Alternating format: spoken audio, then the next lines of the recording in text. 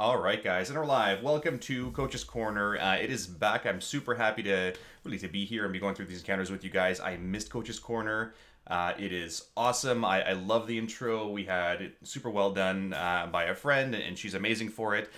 But what we're going to do here is we're going to go through the first part of the Antorus encounter. So if you guys remember Coach's Corners from a while ago, we're doing a very similar thing. We're going to go through boss by boss basis, give you videos, explanations, really simplify things for you guys, right? You don't need to understand the various, so you don't need to remember the names of every single mechanic, but if you understand what they do and how to react to each of them, right, that'll make you a much better player in general.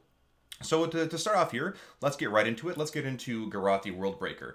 And I did share with you guys, Zoranya's notes. For those of you that haven't seen them, they're there in our Twitch chat. We'll be linking them again, along with all of my Coach's Corner resources, whether it be spreadsheets and videos and guides and minimalist guides and different strats and templates. All of that will be available to you guys as well because really, we're not a top 5 mythic guild.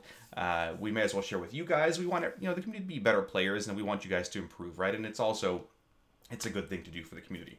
So to start off here, we're going to go through Garothi Worldbreaker. Let me pull up my notes and my video. All right, we're going to go through. This is it is unfortunately an enhancement shaman point of view. And with Garothi Worldbreaker, as we pull it up here,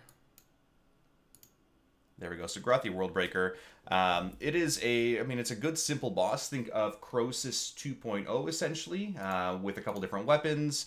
And I'll give you a quick little rundown of how it goes. So this is pretty much a single target boss. You'll see an enhancement point of view here. So we're going to start off with the pull. Tanks obviously need to tank the boss here, otherwise he does massive damage to the raid. And you'll see the abilities as they sort of come out here. So they're going to blow, really you want to save hero for the last part because of the ever-stacking damage. Now here's a couple things that happen. So the first one is the Fell Bombardment, and that is a tank mechanic. The way most guilds are doing this right now is if you have Fell Bombardment, you run to the left side. And essentially you're going to see a bunch of big explosions go on the tank. You can see the Fell Bombardment in 3 seconds. It's going to go doof, doof, doof, doof, and explode. Make sure you move away from the other tanks, obviously. You've seen this ability before. You guys remember the Iron Reaver in Hellfire Citadel, because everybody loved that raid. You've seen this ability on the first boss, oh my god, Goroth, in Tomb of Sargeras, which we're never going back to. Similar stuff. It's a tank swap mechanic. Make sure you run out and drop off your debuffs. On the other side, though, you'll see Decimation. And Decimation hits, a varying number of players. It is one of the weapons abilities, right? Decimation from the Decimator. You'll see it go up, and what people do is they're going to run it off to the right side. The biggest thing with the Decimator is it leaves these big green circles, right? There's lots of big green circles, and Blizzard did an amazing job this time around making these abilities and mechanics much more visible. So you'll see what sort of happens here. Decimation fading. There, you can see the green swirls. It's going to leave a green swirl, then explode. You're dropping it off, then get back in here. It's super important, right? You can see there's 2 on the right there, 1 on the left.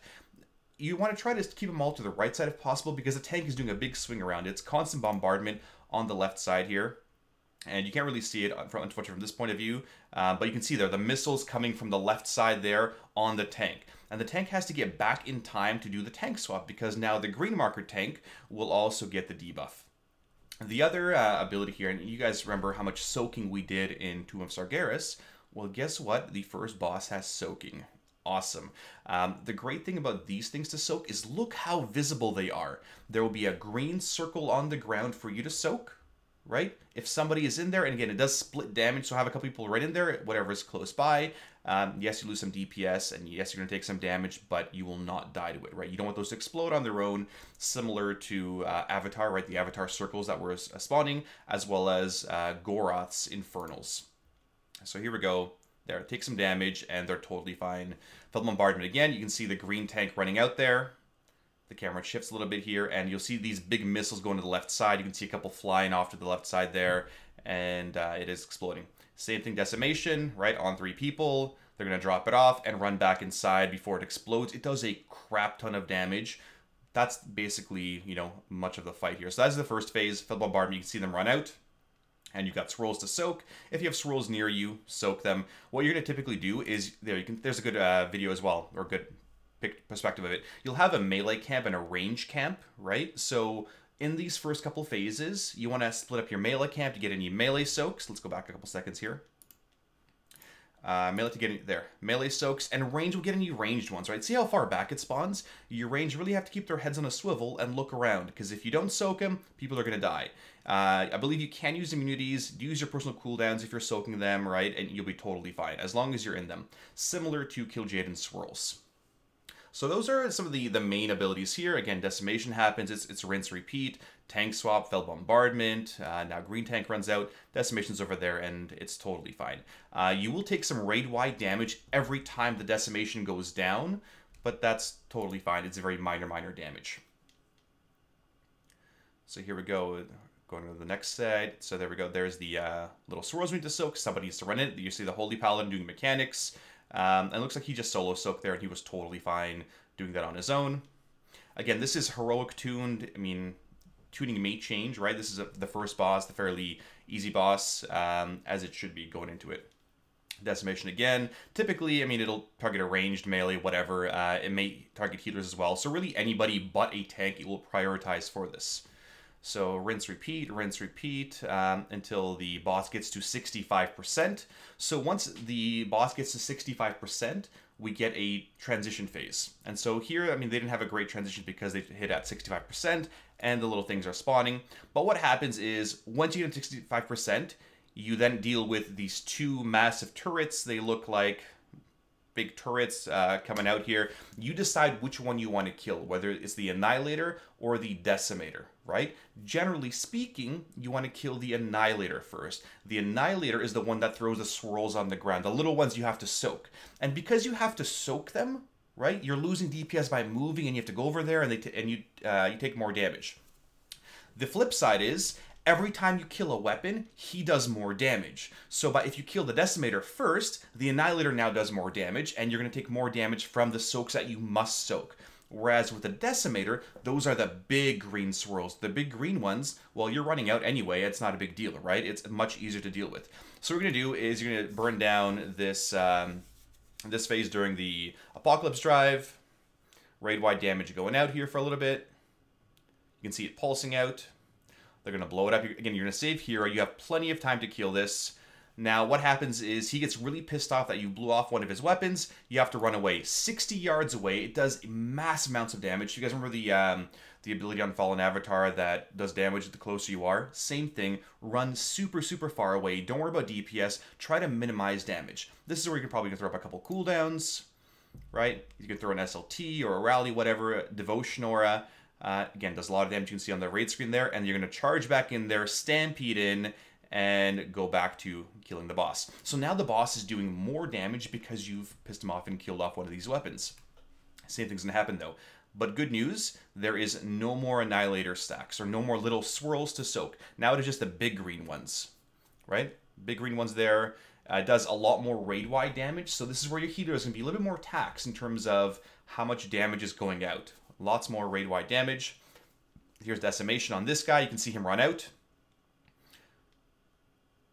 There you go. So it's happening on more people now. So the other weapon gets a lot stronger, but it's typically a lot easier to deal with, especially when you're dealing with this melee and ranged camp too. Yeah, and the abilities also get empowered mechanically, right? So now we're dealing with Empowered Decimation, which is stronger, and there's more of them essentially. So more bombardments, right? Similar kind of stuff here. Again, a lot more taxing during this phase.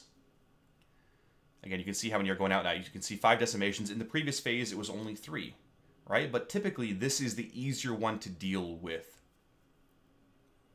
As they're DPSing away here, they're going a little bit more. Let's, there's another decimation on the Enhancement Shaman as he runs out.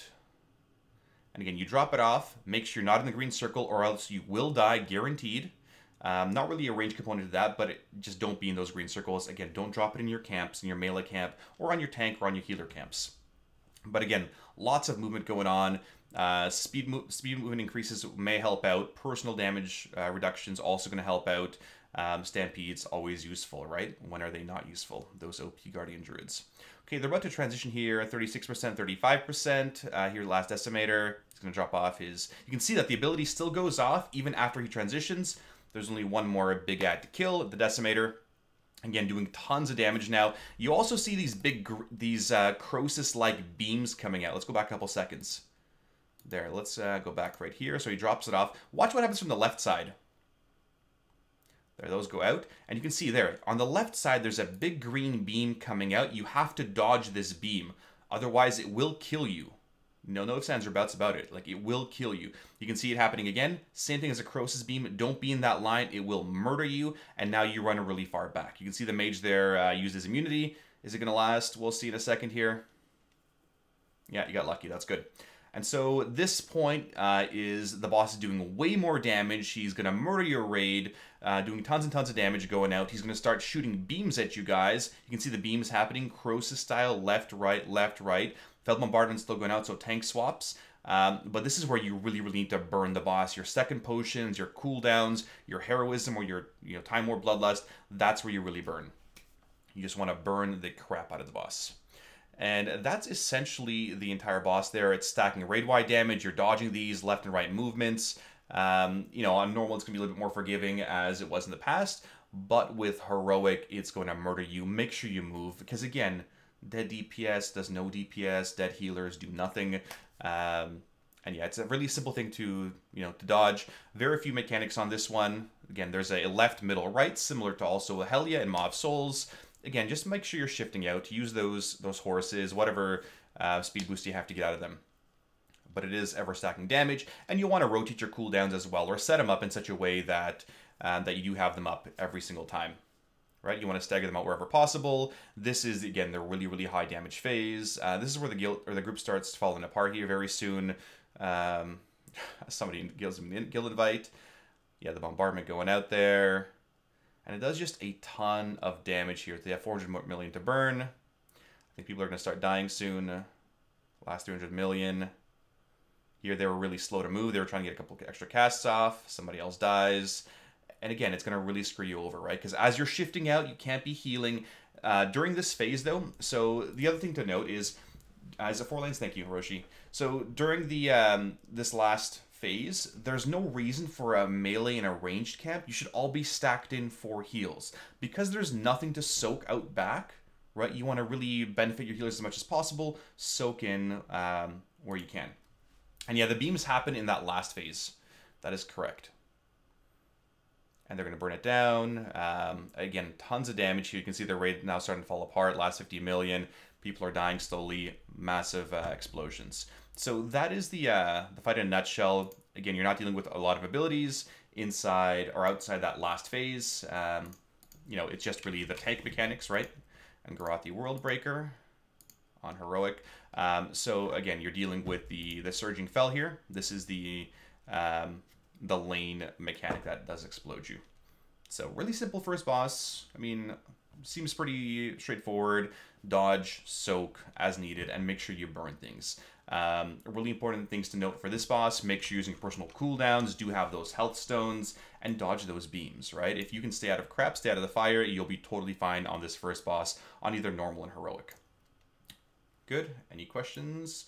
Hopefully not, but good question there by Ryan Faz, whether beams only happen on last phase, and there are, looks like 4 lanes. These going to be based off our own strats here too. Perfect. We do have heroic timers as well in terms of, when those things happen, but it's every, 25 seconds. Every roughly 15 seconds, there's something happening in that encounter. So pretty straightforward. All right, let's move on to Fellhounds of Sargeras. Let's pull up our video for that one. This one will be a